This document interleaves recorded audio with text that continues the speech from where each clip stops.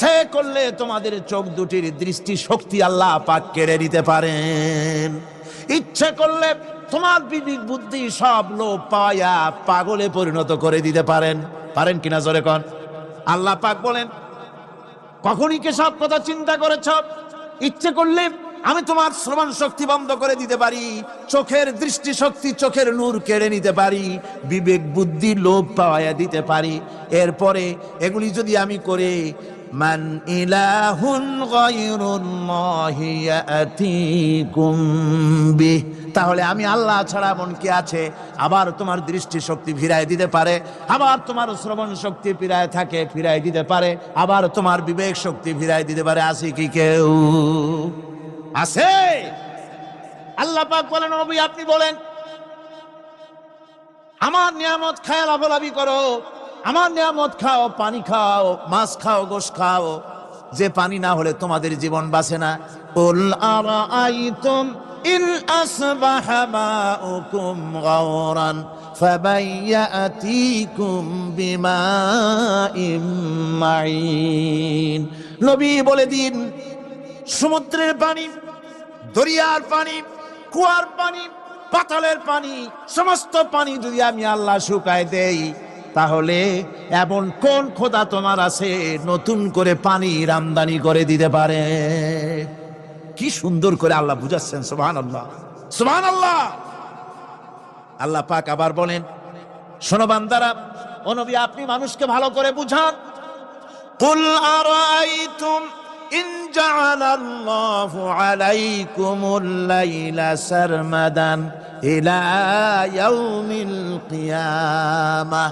ও নবী ভালো করে বুঝান, আমি যদি এই রাত্রটাকে টেনে কিয়ামত পর্যন্ত লম্বা করে দেই, এই রাত যদি আর সকাল না হয়, মান ইলাহুন গায়রুল্লাহি ইয়াতিকুম বিদিয়া, আমি আল্লাহ ছাড়া কে আছে এই রাতের অন্ধকার দূর করে দিয়ে সূর্যের আলো এনে দিতে পারে? আছে কেউ?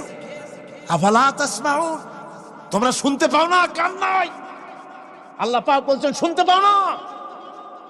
ইচ্ছে করলে আমি তা করতে পারি।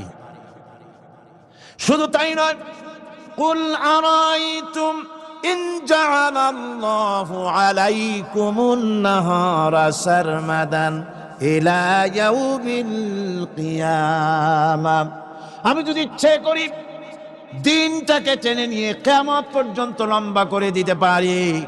মান ইলাহুন গায়রুল্লাহি ইয়াতিকুম বিলাইলিন তাসকুনুনা ফীহি আফালা তুবসিরুন, তাহলে আমি আল্লাহ ছাড়া কোন শক্তি এমন আছে যে দিনের এই আলোর ঝলকানি দূর করে দিয়ে রাতের পর্দা এনে তোমার জন্য শান্তির ঘুম এনে দিতে পারে, শান্তিপূর্ণ পরিবেশ সৃষ্টি করে দিতে পারে? কে আছে আমি আল্লাহ ছাড়া?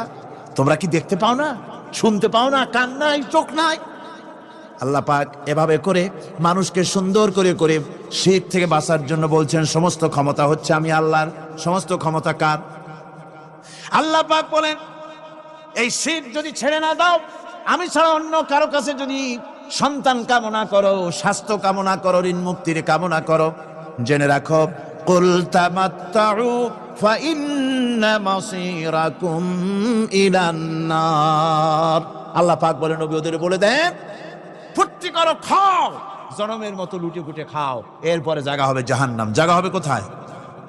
শিরক যারা করে তাদের জায়গা হবে জাহান্নাম। আল্লাহ বলে দিয়েছেন, ইন্নাহু মাইয়ুশরিক বিল্লাহি ফাকাদ হারামাল্লাহু আলাইহিল জান্নাহ ওয়া মাওয়াহুন নার, যে ব্যক্তি শিরক করবে তার জন্য আল্লাহ পাক জান্নাতকে হারাম করে দিবেন। নাউযুবিল্লাহ, আল্লাহর জান্নাত হারাম, যারা শিরক করবে তাদের জন্য বেহেশত কি?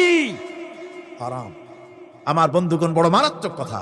খবরদার, এই শিরক থেকে আমাদেরকে বাঁচতে হবে। আল্লাহ সব গুনাহ মাফ করবেন, শিরকের গুনাহ।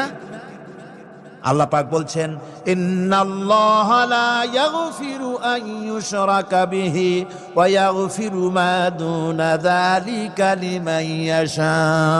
আল্লাহ রাব্বুল আলামিন শিরকের গুনাহ মাফ করবেন না, সমস্ত গুনাহ মাফ হয়ে যাবে, শিরকের গুনাহ রব্বুল আলামিন মাফ করে দিবেন না।